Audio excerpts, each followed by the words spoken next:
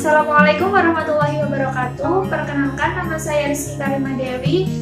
Saya adalah mahasiswa Pendidikan Fisika dari Universitas Negeri Semarang.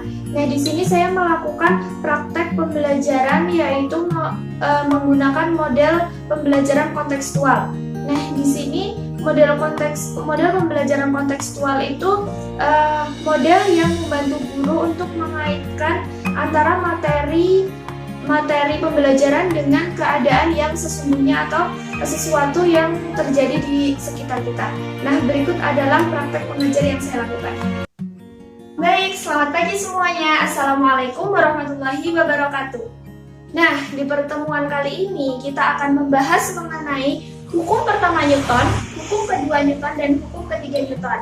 Nah, kemarin kan pada pertemuan minggu lalu sudah saya sampaikan, silahkan pelajari dan amati apa sih itu hukum Newton. Nah, khusus pertemuan kali ini spesial. Saya akan memberikan nilai plus atau nilai tambahan buat kalian yang aktif menjawab beberapa pertanyaan yang saya berikan ya. Nah, langsung saja kita masuk ke materi. Yang pertama yaitu mengenai hukum pertama Newton. Di sini ada yang sudah hafal atau paham mengenai hukum pertama Newton? Nah, silahkan. Siapa namanya? Baik, Mawar, silahkan sebutkan apa sih bunyi hukum pertama Newton? Benar sekali, bunyi hukum pertama Newton itu membahas mengenai kelembapan.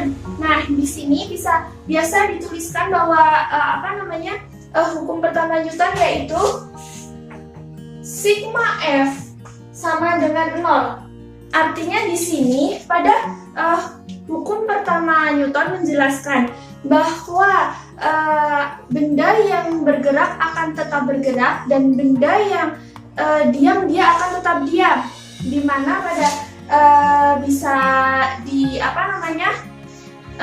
kata lainnya yaitu saat dia mempunyai percepatannya 0, maka dia akan tetap mempertahankan posisinya. Nah, maksud kelembaban di sini yaitu pemalas. Nah, sama seperti halnya saat kita sedang rebahan ya, kita akan tetap mempertahankan posisi rebahan kita, kecuali ada sesuatu hal dari luar yang akan mempengaruhi. Misal saat kita rebahan, kita akan tetap rebahan kecuali ada gaya luar yang mempengaruhi. Misalnya kita lapar tiba-tiba, jadi saat kita lapar kita beranjak dari posisi kita untuk mengambil makanan. Nah, contoh dari hukum pertama Newton pada penerapan sehari-hari yaitu misalnya saat kita di dalam bis.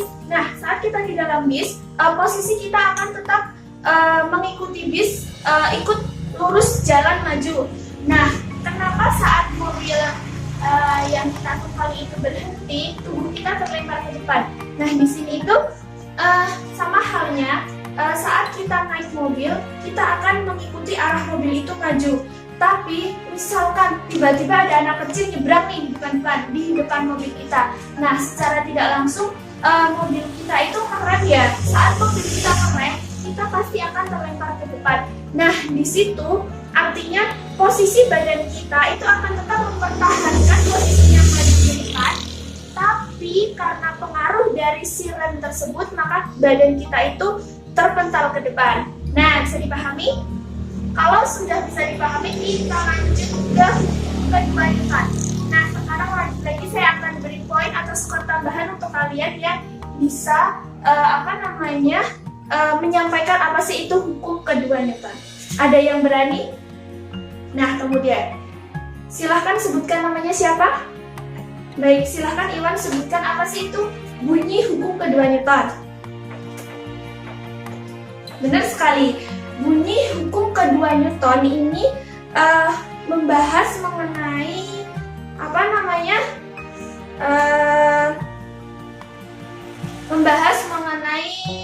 seperti ini misalnya, gaya yang diberikan akan berbanding dengan percepatan, kemudian akan berbanding terbalik dengan massa.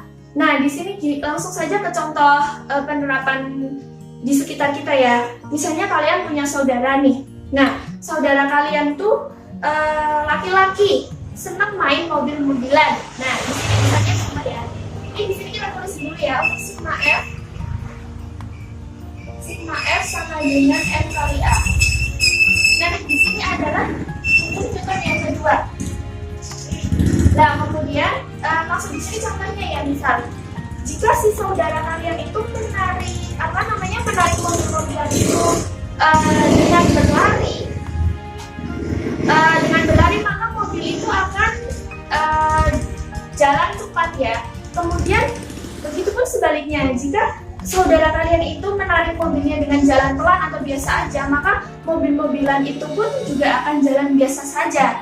Nah, di sini membuktikan bunyi hukum Newton yang berbunyi bahwa gaya yang diberikan itu sebanding dengan percepatan. Nah, kemudian selanjutnya yaitu kita tambah kasusnya. Nah, saat si mobil-mobilan itu kita kasih batu yang besar, ya nggak besar, misalnya sesuatu benda yang berat gitu ya, itu akan berpengaruh kepada si penarik. Maka si penarik itu akan merasakan berat saat menariknya. Nah, di sini maksud dari hukum Newton kedua ini berbanding terbalik dengan massa, ya seperti yang baru saya sampaikan, jika mobil itu dikasih sesuatu yang berat, maka yang menarik pun juga akan merasa lebih berat. Jadi sekencang-kencangnya misal kita taruh patokan untuk menarik si mobil tersebut sebelum dikasih beban sama sesudah dikasih beban itu akan berbeda. Nah, bisa dipahami. Kemudian selanjutnya yaitu hukum ketiga Newton. Nah, di sini hukum ketiga Newton yaitu F12 akan sama dengan F21. Apa sih maksudnya di sini? Nah, F12 sama dengan F21.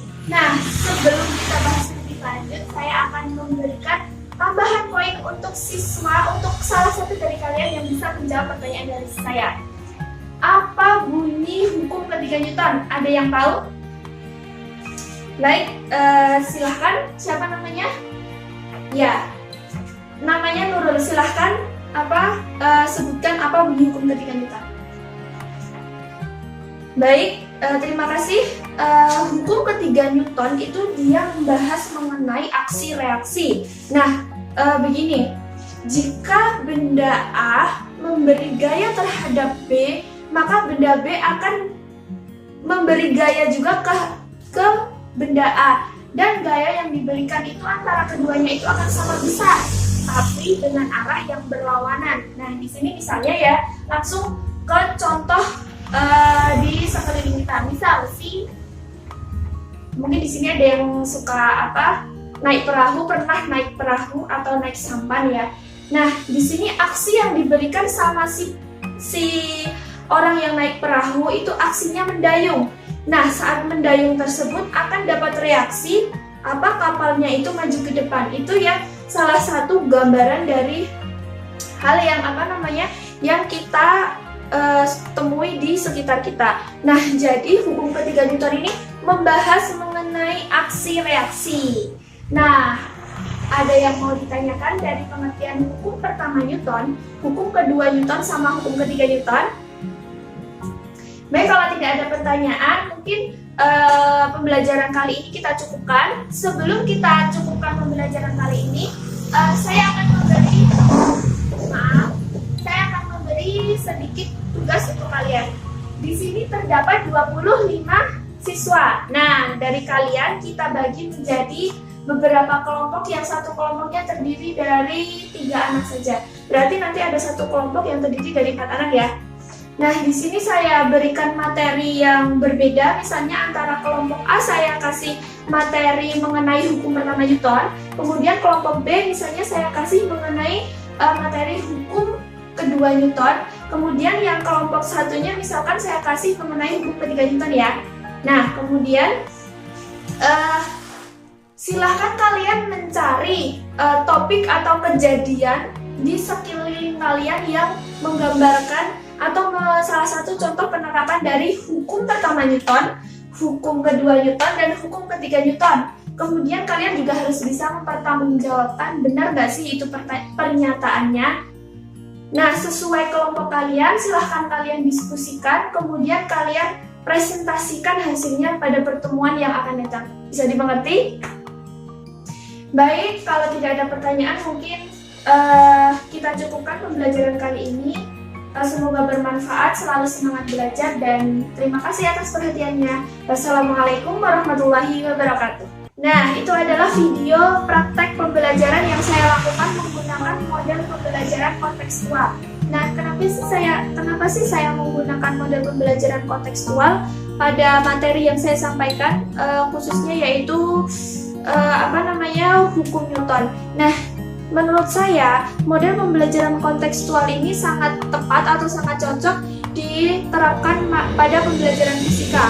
Karena dengan model kontekstual ini, guru akan membantu siswa menghubungkan antara materi dengan keadaan nyata atau dengan lingkungan sekitar kita. Jadi siswa akan mempunyai gambaran langsung sehingga siswa akan lebih mudah untuk memahaminya.